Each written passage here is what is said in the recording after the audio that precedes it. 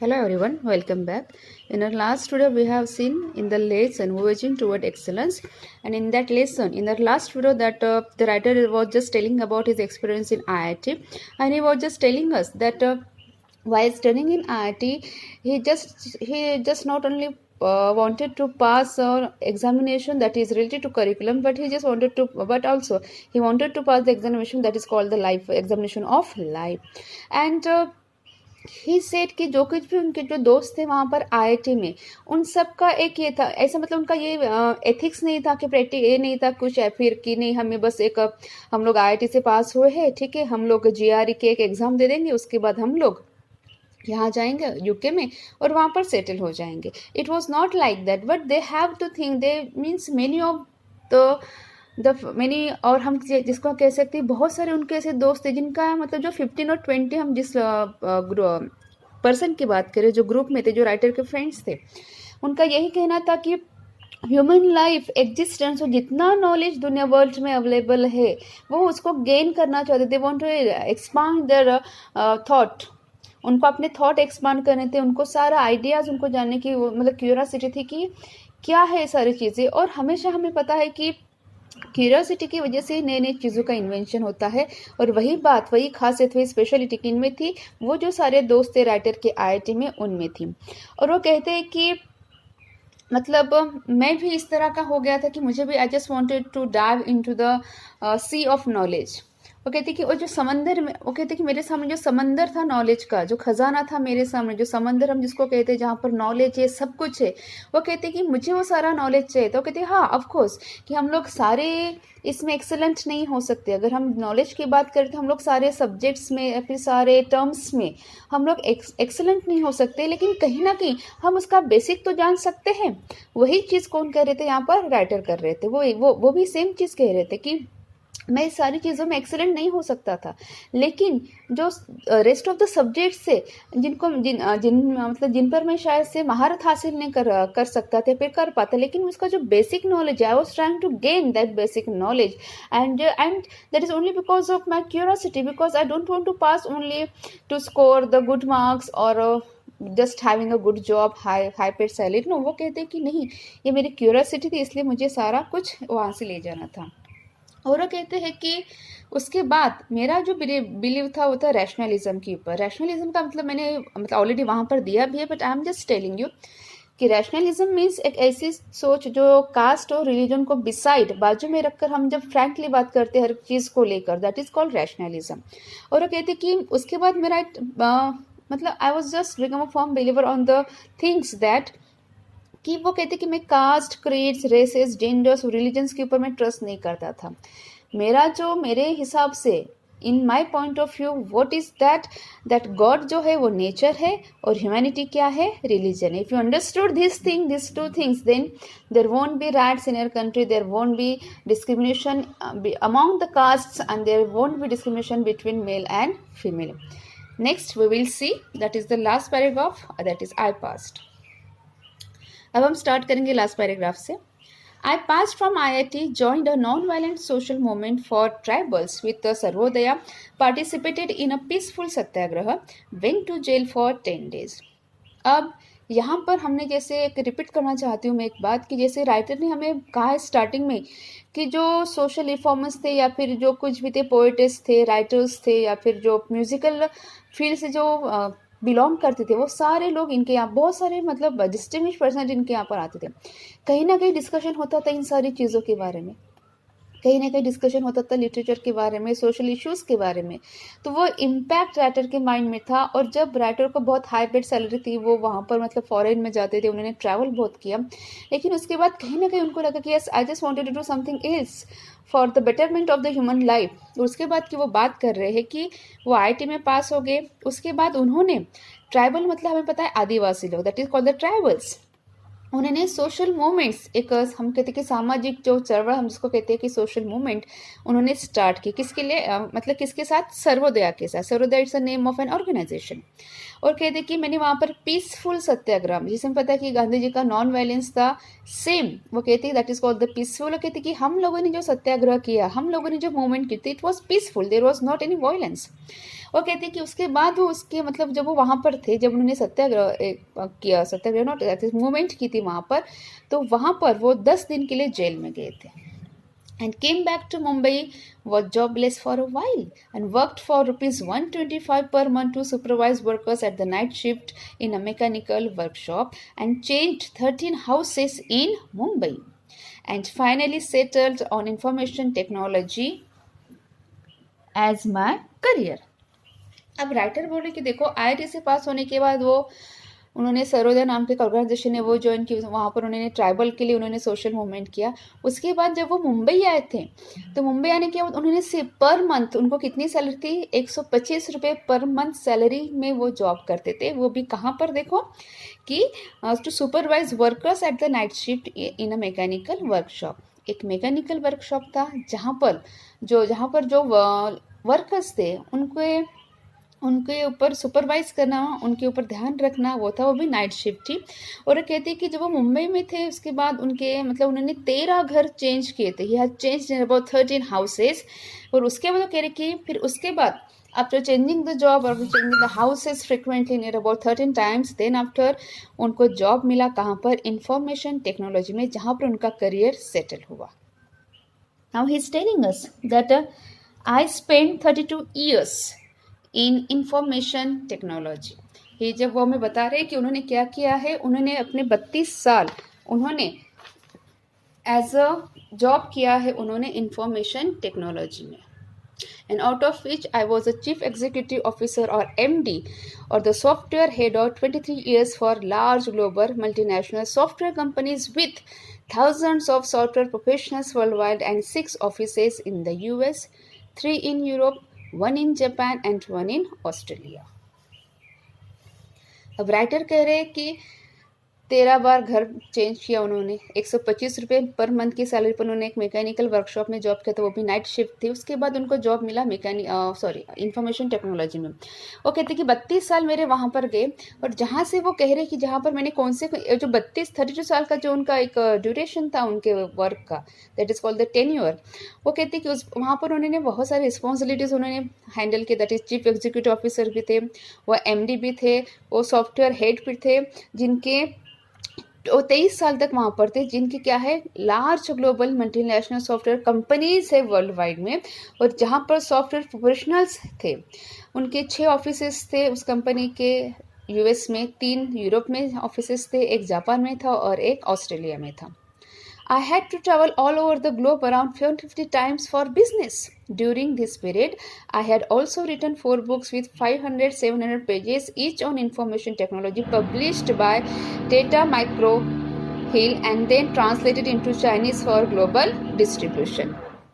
अब राइटर बोले कि वो जो 23 साल की वो बात करें कि जहाँ पर उन्होंने चीफ एग्जीक्यूटिव करके उन्होंने सॉफ्टवेयर कंपनी में काम किया था, वो कह रहे कि उनके बहुत सारे ऑफिसेस थे, 6 ऑफिस US में थे, 3 यूरोप में थे, वो सारी चीज़ें। वो कहते कि इस पीरियड में उनको बहुत बार उनको फॉरेन में ट्रैवल करना पड़ा, वो कहते near about 150 times he travel around the world. और कहते during this period I had also written 4 books, और इसी पीरियड में उन्होंने 4 बुक्स लिखी थी। वो बुक्स थी नियर अबाउट 500 से 700 पेजेस की वो बुक थी, जो बुक थी किस पर बेस्ड थी, इंफॉर्मेशन टेक्नोलॉजी के ऊपर वो बेस्ड थी। उसको पब्लिश किसने किया था, टाटा माइक्रो हिल नाम की एक जो थे पब्लिशर थे, उन्होंने किया था, and then translated into Chinese for global distribution. उसके बाद एक जो 4 बुक्स थी, इन 4 बुक्स को चाइनीज लैंग्वेज में ट्रांसलेट किया था ताकि उसको ग्लोबल डिस्ट्रीब्यूशन के लिए, दैट मीन्स वो ग्लोबली वो पब्लिश हो। I learned a lot of things when I was running these large companies. The first one was the importance of teamwork. वो कहते कि जब मैं बहुत बड़ी बड़ी कंपनीज में जब मैं काम कर रहा था तब मैंने एक बात सीखी। वो बात ये थी कि team work, you can't do means you can't do being an alone a lot of works. आप एक अलोन होकर या फिर आप अकेले होकर आप बहुत सारी चीज़ें नहीं कर सकते, आपको टीम की ज़रूरत होती है। और वही बात यहाँ पर राइटर है कि yes I learn that team work is the most important thing, and in today's world nothing is possible without team work. और कह रहे कि आज की दुनिया में टीम वर्क के अलावा आपके पास दूसरा ऑप्शन नहीं है, फिर टीम वर्क के अलावा आप लोग नहीं कर सकते कुछ। You cannot be successful if you are a loner and an egoistic person. वो कहते हैं कि अगर आप अकेले हो और आप में ईगो है कि नहीं नहीं मैं अकेले सब कुछ कर सकता हूँ, तो आपको सक्सेस नहीं मिल सकता. You can't be a successful person. Secondly, you need to lead from the front by setting a good example in front of your staff. और कहते हैं कि जब वो जॉब एक बात करें, शायद से बिजनेस की बात अगर हम कहते हैं कि आपको एज अ लीडर करके आपको सबके सामने एक एग्जाम्पल रखना चाहिए कि किस तरीके से काम करना चाहिए, किस तरीके से सारा वर्कआउट होना चाहिए. वो सारी चीज़ें कहीं ना कहीं अगर हम ऐसा चीज़ करते हैं, ऐसी काम करते हैं, तो शायद से वो एक एग्जाम्पल होता है हमारे स्टाफ के सामने कि अरे हाँ हमारा लीडर ही तो अच्छा है, तो of course we have to follow our leader. ये कहीं ना कहीं वो चीज़ ज़रूरी है. And third was that you need to treat your subordinates and your colleagues as friends. और बोले कि तीसरी और सबसे ज़रूरी बात यह है कि आपके अंडर में जो लोग काम करते हैं या फिर आपके जो साथीदार है, जो कलीग्स है, आप जिनके साथ काम करते हो, आप उनको एज अ वर्कर करके ट्रीट मत करो, आप उनको एज अ फ्रेंड करके ट्रीट करो. And it means a lot for them also. In my career, I made a few mistakes but learned a lot about motivation, being a good listener, target setting, and the art of delegation, which forms such an important part of today's management. और कहते कि हाँ मेरे हाथ से भी कुछ गलतियाँ हुए. I have also committed some mistakes. Writer करे कि हाँ मेरे हाथ से भी कुछ गलतियाँ हुए, मैंने भी कुछ मिस्टेक्स की है, लेकिन वो कहती कि मैं वहाँ से भी बस सीखा हूँ. और मैं क्या सीखा हूँ? I learn about a motivation, कि मोटिवेशन क्या होता है, हम किस तरीके से हम इंस्पायर कर सकते हैं, वो सीखा है. बीइंग अ गुड लिसनर, हमेशा ध्यान में रखो कि always be a good listener. अगर आप में सुनने की आदत अच्छे है तो ऑफकोर्स आप लोग अच्छा काम कर सकते हैं. If you are not a good listener, you can not be means you can not gain much knowledge from this world. Means you should be a good listener. Target setting, मतलब आपका जो एम है वो M आप decide करो और वहाँ पर वो एम जो है उसको हासिल करने की कोशिश करो. And the art of delegation, which forms such an important part of today's management. And art of delegation in the sense, जो रिप्रेजेंटेशन होता है, हम डेलीगेशन होता है, रिप्रेजेंटेटिव्स होते हैं, तो हमें किस तरीके से हमें रिप्रेजेंटेटिव होना है, हमें किस तरीके से रिप्रेजेंटेशन करना है, इन सारी चीज़ों का वो एक आर्ट होता है. और वही आर्ट हमें सीखना चाहिए. और ये सारी चीज़ें कहाँ पर आती काम में आती है? आज का जो मैनेजमेंट है, हम जो बड़ी बड़ी कंपनीज देखते हैं, जो मैनेजमेंट हमें दिखाई देता है, ये सारी चीज़ें इन मैनेजमेंट में बहुत ज़्यादा इंपॉर्टेंट वाइटल रोल प्ले करती हैं. After working for all these software companies for so many years, I wanted to return to my first love, that is to read and write on various subjects concerning human life and existence. अब वो कह रहे हैं कि मतलब इन सारी software companies में काम करते करते मेरे जो एक मेरी जो हैबिट थी, मेरी जो हॉबी थी, मैं उसमें फिर से वापस आना चाहता था. और वो हैबिट क्या थी मेरी, वो हॉबी क्या थी मेरी, कि रीड करना और राइट करना. Therefore, I gave up 2 offers of around 3 crore rupees per annum to become a writer. This is how my second innings as a writer in Marathi began. वो कह रहे हैं कि इसलिए मैंने क्या किया, I gave up 2 offers of around 3 crore rupees per annum. वो कहते कि मुझे एक ऑफर आई थी जहाँ पर मुझे एनुअल मतलब पर ईयर मुझे 3 करोड़ रुपीज़ 3 करोड़ रुपीज़ उनको मिलने वाले थे, लेकिन उन्होंने वो ऑफर ठुकरा दी. क्यों? क्योंकि उनको राइटर बनना था. And this is how my second innings as a writer in Marathi began. और कहते कि किस इस तरीके से जो मेरी सेकेंड इनिंग थी, मतलब फर्स्ट इनिंग तो उन्होंने जॉब किया था एंड सेकेंड इनिंग जो थी उनकी वो थी एज अ राइटर. और वही सेकेंड इनिंग उनकी अभी यहाँ से शुरू होती है. After this I have written about 34 books in Marathi. Most of them have become bestsellers with tens of thousands of copies sold for each. Okay कि इसके बाद की अब जर्नी है उनकी एज अ राइटर की. वो कहते हैं कि 34 बुक्स उनके मराठी में पब्लिश हुए थे जो बेस्ट सेलर थे, मतलब बहुत सारी बुक्स उनकी बेस्ट सेलर थी, सारी बुक उनकी मतलब मार्केट में सेल हो गई थी और उसकी 1000 ऑफ कॉपीज भी सेल हो गई थी. However it is not the sales और the money that is important to me as much as the fact that these books have brought about very good changes in the lives of thousands of readers.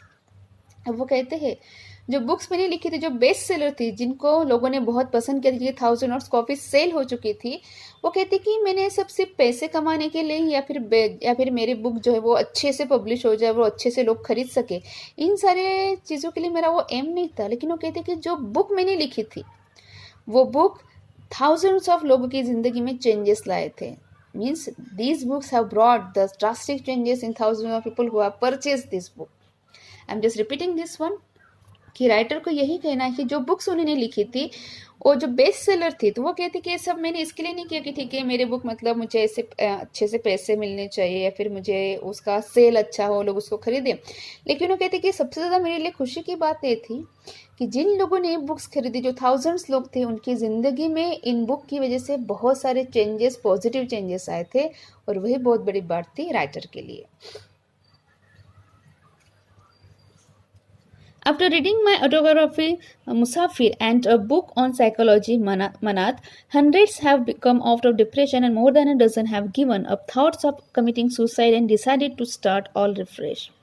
वो कहते कि मेरी जो autobiography थी, मैंने इसका meaning पहले से बताया कि ऑटोबायोग्राफी का मतलब है जो लोग खुद की लाइफ के बारे में लिखते हैं book, that is called autobiography. अब वो कहते कि मैंने एक मेरा आत्मचरित्र लिखा था मुसाफिर, और उसके बाद वो कह रहे हैं कि एक साइकोलॉजी की उन्होंने एक बुक लिखी थी, मानस शास्त्र हम जिसको कहते हैं, मनाथ करके, इट इज़ इन मराठी। तो वो कहते थे कि ये बुक की वजह से जो लोग डिप्रेशन में थे या फिर जो बहुत सारे लोग थे जो शायद से सुसाइड करने की कोशिश कर रहे थे, उन लोगों ने ये बुक पढ़कर वो डिप्रेशन से बाहर आ गए और सुसाइड करने का थॉट्स भी उन्होंने छोड़ दिया था। ये सारे चेंजेस कहीं ना कहीं राइटर की ज़िंदगी में एक मायने रखते हैं। बिकॉज ऑफ हिम और because of his book, many of the people who have just tried to commit suicide, who are just or who are in depression, वो लोग वहाँ से बाहर आए थे। There are hundreds who tell me that they understood the theory of relativity or Big Bang after reading my book on science किमियागर।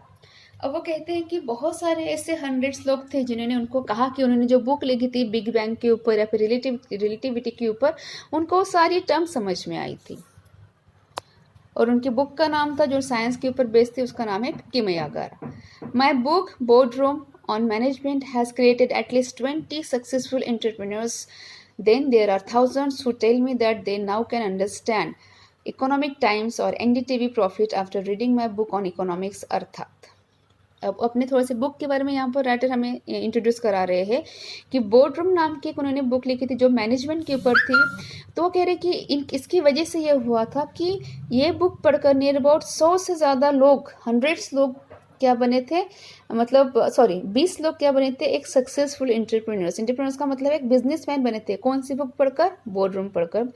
उसके बाद वो कह रहे हैं कि हंड्रेड्स ऑफ ऐसे लोग थे, ये बुक पढ़ने के बाद वो कह रहे हैं कि वो जो इकोनॉमिक टाइम्स था या फिर एनडीटीवी का, तो जहाँ पर प्रॉफिट के बारे में दिया जाता है, जहाँ पर शेयर मार्केट के बारे में, जहाँ पर प्रॉफिट के बारे में दिया जाता है कि हम लोग किस तरीके से मैनेजमेंट में, बिजनेस में प्रॉफिट हम लोग हासिल कर सकते हैं, वो सारी चीज़ें, मतलब बहुत सारे लोगों ने कन्फ्यूज किया राइटर को कि वो बहुत सारी चीज़ें जो प्रॉफिट से रिलेटेड थी, जो इकोनॉमिक्स टाइम्स में था या फिर एनडीटीवी पे आता था, वो सारी जो बुक्स थी इकोनॉमिक्स के ऊपर, जो बुक का नाम है अर्थात, वो बुक पढ़कर लोगों को समझ में आया था कि प्रॉफिट मतलब क्या होता है, प्रॉफिट हम लोग कहाँ से गेन कर सकते हैं।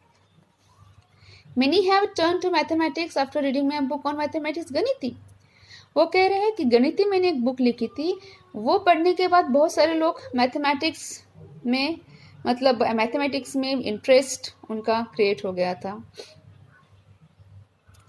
The same is true about my books on Indian music. अब कहते कि यही बात मैंने जो बाकी की जो बुक्स लिखी थी इंडियन म्यूज़िक के बारे में, सेम बात वहीं पर भी हो रही थी। अब उन्होंने कौन सी बुक लिखी थी देखेंगे। नादवेद जो मराठी में लिखी थी, in English literature Zapurza, painting canvas, western films Limelight and western music symphony, और books such as genius series, रक्त और विटामिन्स और अनर्थ। It is these reactions of thousands of readers and the feeling that I am touching the hearts of thousands, if not lakhs, of my readers that keeps me going. वो कह रहे थे कि जितने भी मैंने बुक्स लिखी है, फिर वो इंडियन म्यूज़िक के बारे में हो, लिटरेचर के बारे में हो, पेंटिंग के बारे में हो, या फिर वेस्टर्न फिल्म्स के बारे में हो, या फिर वेस्टर्न म्यूज़िक के बारे में हो, या फिर जीनियस कुछ बुक है, रक्त बुक है, विटामिन, या फिर अनर्थ, ऐसी जो बुक्स है, ये बुक्स का कहीं ना कहीं लोगों के लाइफ के ऊपर इम्पैक्ट हो गया था। जिन लोगों का इंटरेस्ट नहीं था, उन लोगों का इंटरेस्ट म्यूज़िक में क्रिएट हो गया था, या फिर लिटरेचर में क्रिएट होने लगा था। पेंटिंग के बारे में उन्होंने बुक लिखी थी, वो सारी चीज़ें। तो कहीं ना कहीं राइटर देखो क्या कह रहे हैं, it is these reactions of thousands of readers and the feeling that I am touching the hearts of thousand. वो कह रहे हैं ये रिएक्शंस थी लोगों की, ये फीलिंग्स थी लोगों की, कि जिसकी वजह से आज मैं लोगों के दिल तक पहुंच रहा हूँ, वो भी कैसे हज़ारों लोगों के दिल तक मैं पहुंच रहा हूँ। अब दिल तक पहुंचना मतलब क्या है कि जिस तरीके से राइटर ने बुक्स लिखी है, बुक्स की वजह से जो लोगों की ज़िंदगी में बदलाव आया है, चेंजेस आया है, इसलिए राइटर कह रहे कि शायद से मैंने लोग जो हज़ारों लोग हैं उनके दिलों तक मैंने छुआ है, that is I have touch the feelings of this thousands of people by writing such kind of books. And he said if not lakhs, तो ठीक है लाखों तक मैंने शायद से लोगों को नहीं छुआ है, but of my readers that keeps me going. लेकिन जो मेरे बुक्स पढ़ते हैं, जो रीडर्स है, इनकी वजह से शायद से जो मेरे रीडर्स है उनकी तादाद बढ़ रही है। And I am touching the hearts of the thousands of people. Why I am telling you my story? When I look back, there are a number of lessons and values that I cherish and keep learning about every today. अब writer पूछ रहे कि मैं ये सारी चीज़ें आपको क्यों बता रहा हूँ।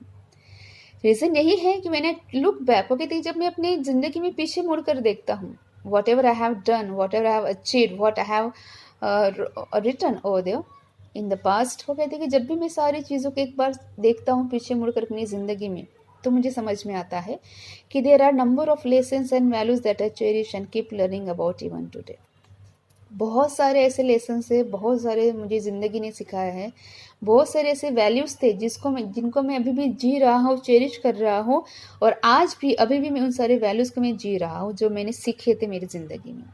Some of these are thirst of knowledge, curiosity, humility, humanity, rationality, equality, teamwork, quest for excellence, and never say die thinking big. Okay की वैल्यू कौन सी थी जिन्होंने सीखी थी? वो थी कि थर्स्ट ऑफ नॉलेज, मतलब आप नॉलेज गेन करने की कोशिश करो।